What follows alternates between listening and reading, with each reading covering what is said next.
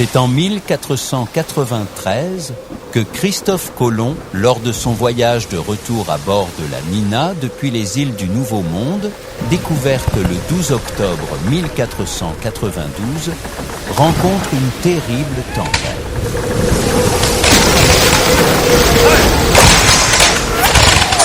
Le rugissement et la véhémence de la mer engloutissent la Pinta et tout son équipage, sauvant miraculeusement la caravelle du navigateur génois.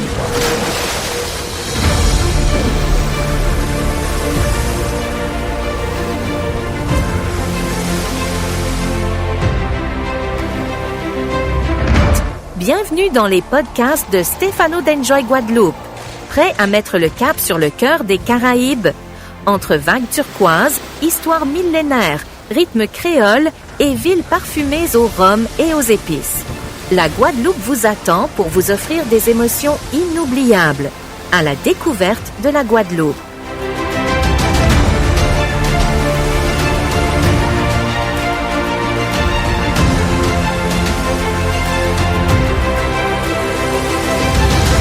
Pendant ces terribles moments de blizzard, Christophe Colomb fait le vœu à Notre-Dame de la Guadeloupe que lui et son équipage ne subissent pas le sort tragique qu'ont connu les autres passagers de la Pinta.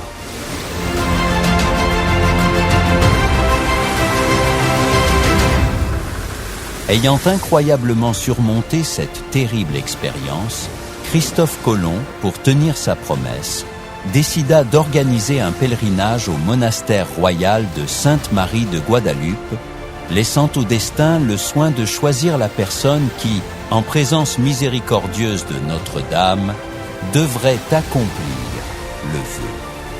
Le journal de bord de Christophe Colomb, transcrit par le père Bartholomé de Las Casas, raconte qu'il y avait autant de pois chiches mélangés à l'intérieur d'une casquette qu'il y avait de personnes sur le navire au moment de la tempête, plus un marqué d'une croix. Celui qui l'extrairait irait rendre visite à Notre-Dame de Guadeloupe.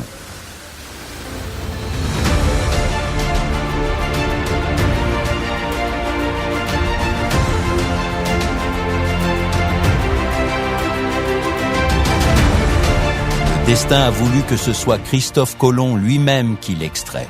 Le 15 mars 1493, le navigateur génois arrive à Palos et, le lendemain, il se rend à Santa Clara de Monguer, siège du monastère, pour accomplir son vœu et promettre aux moines de l'Église que la prochaine île qu'il découvrira portera le nom de Santa Maria de Guadeloupe.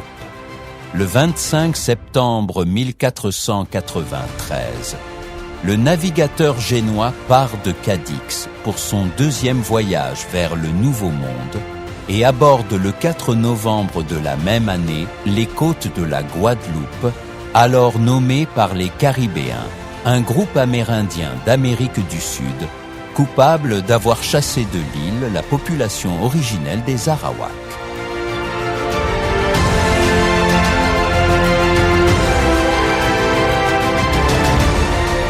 Le 4 novembre 1493, Christophe Colomb atteint la Guadeloupe. Le débarquement a lieu sur la plage de Sainte-Marie, un petit village situé près de l'actuel Cap Ster-Belle-Eau, sur l'île de Basse-Terre. Un mémorial lui est dédié et a été inauguré le 4 novembre 1916. L'archipel de la Guadeloupe, aujourd'hui territoire français d'outre-mer, a connu une histoire de colonisation qui a commencé au XVIe siècle avec les Espagnols.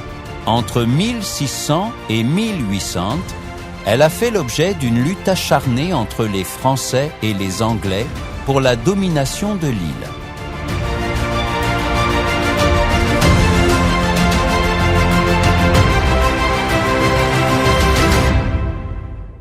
En 1635, avec le soutien économique de la Compagnie des îles d'Amérique, les Français débarquent sur l'île, chassent les Caribes et fondent le premier établissement européen, développant rapidement une colonie florissante dédiée à la culture de la canne à sucre et à la production de rhum.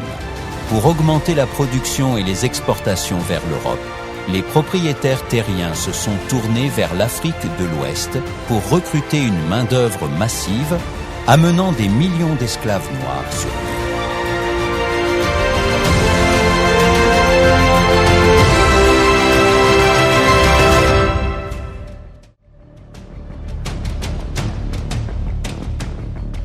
En 1759, les Britanniques occupent la Guadeloupe, mais sont contraints de la rendre à la France en 1763 par le traité de Paris.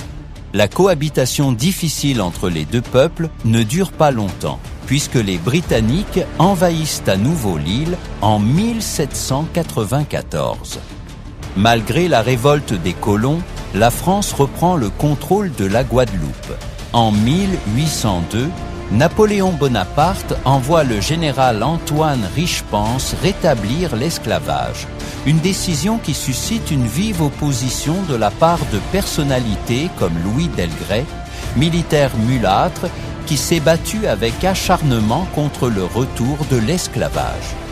Ce n'est qu'en 1848, avec le décret d'abolition de l'esclavage, que cette pratique inhumaine a enfin pris fin grâce à la ténacité de l'homme politique Victor Schœlcher. En 1871, la Guadeloupe obtient une représentation au Parlement français et en 1946, elle devient un département d'outre-mer. Depuis 1982, elle est officiellement une région française d'outre-mer.